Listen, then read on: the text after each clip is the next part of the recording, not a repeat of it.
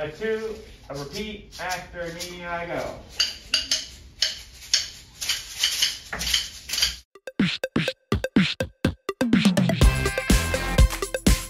The students can extend their musical learning by using instruments.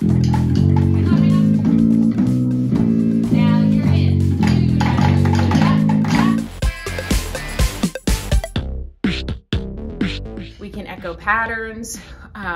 We can keep the rhythm.